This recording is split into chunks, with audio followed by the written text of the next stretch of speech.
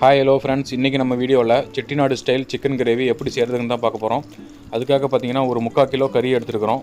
இந்த கிரேவி செய்ய என்னென்ன தேவையான பொருட்கள்னு முதல்ல பார்த்துருவோம். 3 தக்காளி பெரிய தக்காளி எடுத்துக்கோங்க. அடுத்து பார்த்திங்கன்னா செட்டிநாடு கிரேவிங்கிறதுனால பார்த்திங்கன்னா காரம் அதிகமாக எடுத்துக்கணும். 6 பச்சை மிளகா கூடவே பட்டை லவங்கம் போட்டு சீரகத்தையும் ஆட் பண்ணி ஆயிலில் நல்லா ஃப்ரை பண்ணி விட்டுறணும். அப்போ தான் அந்த ஆயிலில் காரம்லாம் இறங்கும். ஒரு 1 or 2 மினிட்ஸ் பார்த்திங்கன்னா ஆயிலில் நல்லா இதை வதக்கி எடுத்துக்கணும்.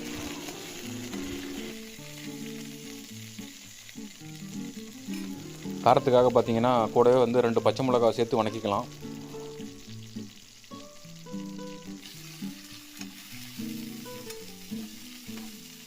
இப்போ வரமிளகாவும் பச்சை மிளகாவும் பார்த்திங்கன்னா நல்லா ஆயிலில் ஃப்ரை ஆகிடுச்சு. அடுத்து பார்த்திங்கன்னா ஆனியனை சேர்த்துப்போம்.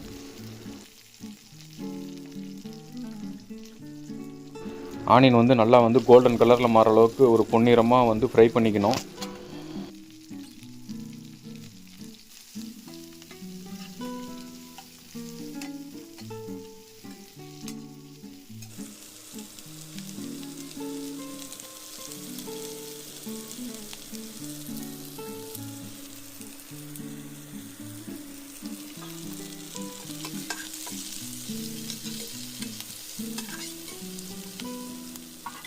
ஆனியன் கொஞ்சம் கலர் மாறுறது நல்லாவே தெரியுது. இப்போ பார்த்திங்கன்னா இஞ்சி ஆட் பண்ணிப்போம். இஞ்சி இந்த மாதிரி இடித்து ஆட் பண்ணுங்கள். அப்போ தான் செட்டிநாடு அந்த டேஸ்ட்டு கொடுக்கும்.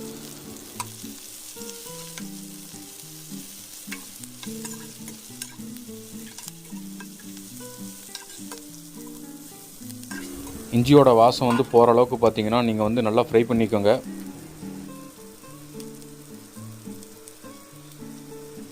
அடுத்து பார்த்திங்கன்னா தக்காளி ஆட் பண்ணிக்கலாம்.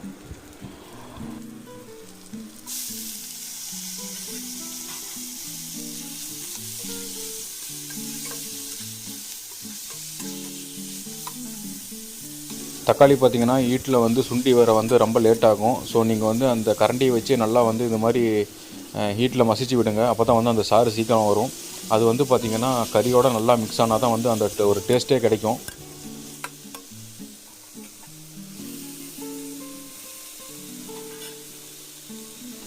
தக்காளி பாருங்கள் ஹீட்டுக்கு நல்லாவே சுண்டிருச்சு.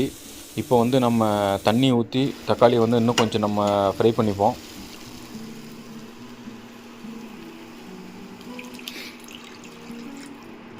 வாட்டர் லெவல் பார்த்திங்கன்னா கொஞ்சம் கம்மியாகவே ஆட் பண்ணிக்கோங்க. அதிகமாக ஊற்றுனீங்க அப்படின்னா உங்களுக்கு தண்ணி குழம்பு மாதிரி ஆகிரும். கிரேவி மாதிரி வேணும் அப்படின்னா நீங்கள் வாட்டர் கொஞ்சம் மீடியமாகவே ஊற்றிக்கோங்க. இப்போ தக்காளியோட சாறு சுண்ட ஆரம்பிச்சிருச்சு. இப்போ நம்ம எடுத்து வச்சுக்கிற மசாலா ஆட் பண்ணிப்போம். இது என்னென்னு பார்த்தீங்கன்னா மஞ்சள், கறி மசால் தூள், கொத்தமல்லி தூள், அப்புறம் பார்த்திங்கன்னா உப்பு, இது 4 ஆட் பண்ணியிருக்கிறோம். இது எல்லாத்தையும் ஒன்றா போட்டு நல்லா மிக்ஸ் பண்ணிவிட்டு கொஞ்சம் தண்ணி ஊற்றிடலாம். அதுக்கப்புறம் பார்த்திங்கன்னா ஒரு 2 மினிட்ஸ் கழித்து சிக்கனை போட்டுப்போம்.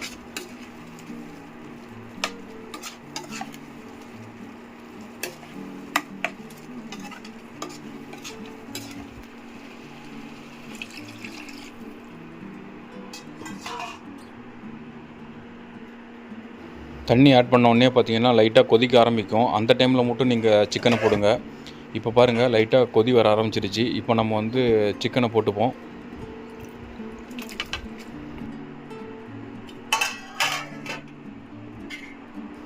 இப்போவே பாருங்கள் கிரேவி பார்த்திங்கன்னா செட்டிநாடு ஸ்டைலில் குக்காக இருக்குது. ஆயில் கண்டென்ட் அந்த காரம்லாம் பார்த்திங்கன்னா அந்த கலர் பார்த்திங்கன்னா நல்லா அந்த செட்டிநாடு கிரேவியோட ஸ்டைலில் வந்துருக்கு.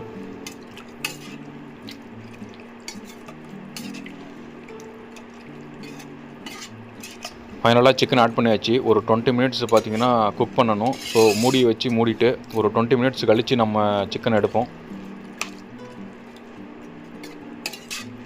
ஒரு 20 மினிட்ஸ் ஆகிடுச்சு. மூடி எடுத்துருவோம். நல்லா இப்போ குக்காக இருக்கும். இப்போ பாருங்கள் தண்ணியெலாம் பார்த்திங்கன்னா சுண்டிருச்சு. இப்போ நல்லா கிளறி விட்டுட்டு கொத்தமல்லி கருவேப்பிலையை போட்டு நல்லா இறக்கிட்டிங்கன்னா ரொம்பவே டேஸ்ட்டான செட்டிநாடு சிக்கன் கிரேவி ரெடி. ரொம்பவே ஈஸி மெத்தடில் செட்டிநாடு சிக்கன் கிரேவி எப்படி செய்கிறதுங்கிறது இந்த வீடியோவில் பார்த்துருப்போம். இதே மாதிரி நீங்களும் உங்கள் வீட்டில் மறக்காமல் இதே மெத்தடில் செஞ்சு பாருங்கள்.